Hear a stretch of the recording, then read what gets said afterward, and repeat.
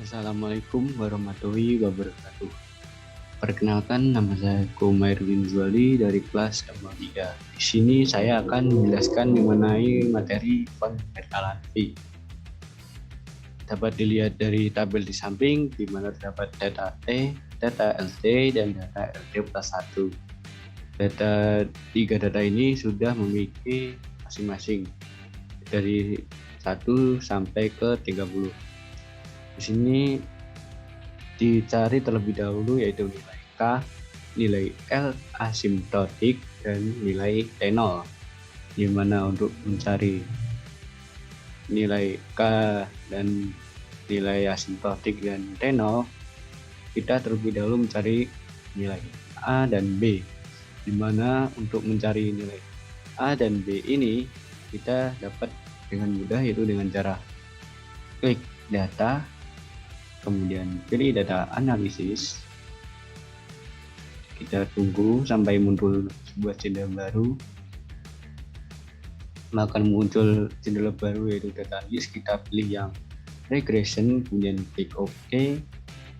Untuk yang input hearingnya, kita klik panah ke atas, kita pilih yang LT plus 1. Kita tarik sampai ke 29.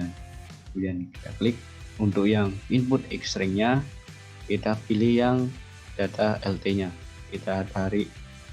Untuk data sendiri harus sama sehingga dapat menunjukkan nilai seperti ini. Kemudian untuk output-nya kita pilih terserah mau di mana, misalnya di sini. Setelah itu kita klik OK, maka akan muncul nilai yang seperti ini, muncul hasil seperti summary outputnya, di mana nilai A-nya itu kita ambil dari intercept ini. Untuk nilai B-nya kita ambil dari X variable, di mana nilai A-nya yaitu 2,14 dan nilai B-nya yaitu 0,88.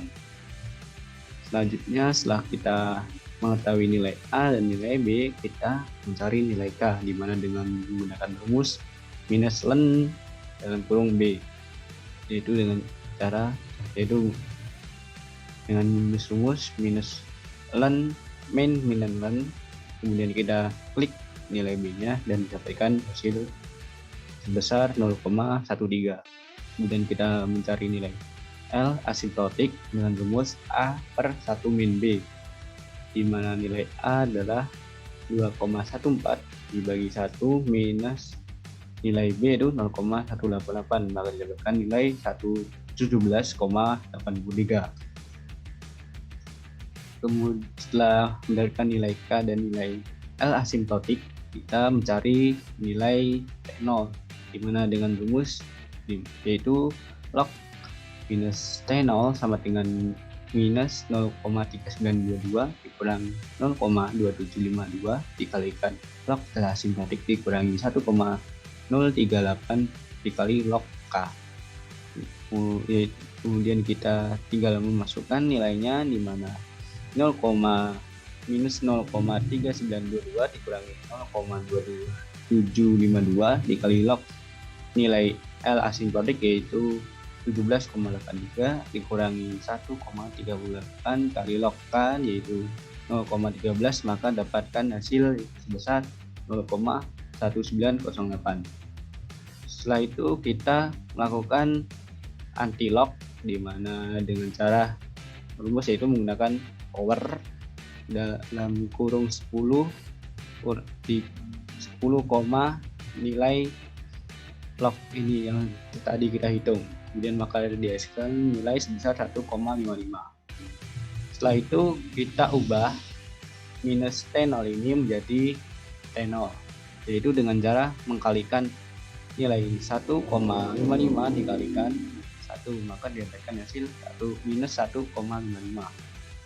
Setelah kita mencari nilai K, L asimptotik dan T0, kita masuk ke model persamaan von Bertalan V. Dengan demikian, model von Bertalan V untuk data tersebut sebagai berikut, yaitu dengan rumus LT sama dengan L asimptotik dalam kurung 1 min E pangkat minus K dalam kurung T minus T0 tutup kurung. Kemudian kita tinggal memasukkan nilai L asimptotiknya itu sebesar 17,83 ditutup kurung 1 minus dikurangi nilai K yaitu sebesar 0,13, kemudian dalam kurung T minus, karena nilai T itu minus 1,55 maka dikalikan menjadi plus 1,55, maka dengan hasil konfigurasi sebagai berikut. Setelah kita mencari model konfigurasi, kita membuat kesimpulan dari data tersebut, yaitu dengan cara kita membuat sebuah scatter plot dengan cara kita memblok nilai T dan LT, kita blok sampai 30, kemudian kita pilih yang charge di insert, kemudian kita pilih scatter, pilihan yang bawahnya ada garisnya ini, dan klik, maka diberikan hasil seperti ini.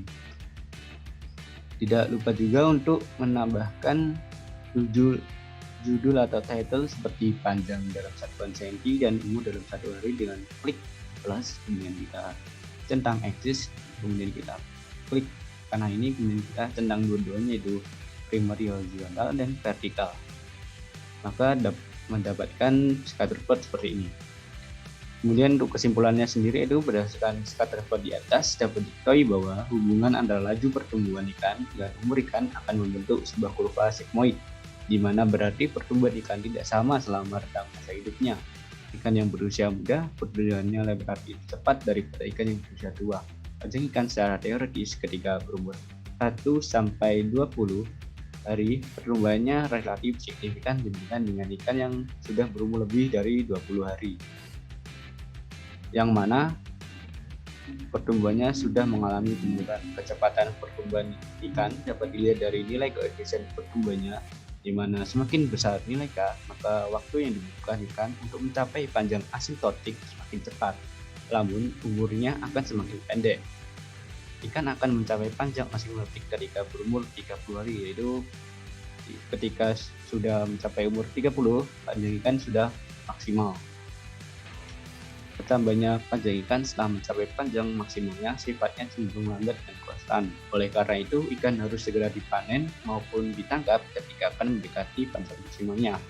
Hal tersebut perlu dilakukan karena jika ikan dibiarkan saja maka akan mempengaruhi ketersediaan makanan di perairan sehingga ikan yang masih muda akan terganggu kehidupannya. Hal tersebut didukung oleh pendapat dari Survilla et al. Tahun 2018, di mana pertumbuhan ikan merupakan pertumbuhan panjang maupun berat ikan dalam rentang periode tertentu di suatu perairan. Pertumbuhan suatu ikan dipengaruhi oleh dua macam, yaitu faktor internal seperti umur, jenis kelamin, genetik, dan kematangan lunak. Sementara faktor eksternalnya yaitu ketersediaan makanan, bagusnya kualitas air, dan jumlah predator yang ada di perairan yang mereka tinggali. Akan tetapi, pertumbuhan ukuran panjang ikan tetap berlangsung walaupun umur ikan sudah semakin tua. Dapat diketahui juga bahwa ikan yang lebih muda mengalami pertumbuhan yang cepat karena ikan yang sudah berumur tua mengalami penurunan pergerakan sehingga kesusahan dalam mencari makanan. Ini saya ambil dari jurnal yang berjudulkan Pertumbuhan dan Hubungan dan Berat Ikan Kapas-Kapas atau Geras Oyena di Perairan Tondong, Kecamatan Ambili, Kota Kendari, dari Jurnal Manajemen Sumber Daya Perairan tahun 2018. Mungkin sekian penjelasan konfigurasi dari saya. Apabila ada kurang kata, mohon maaf. Wassalamualaikum warahmatullahi wabarakatuh.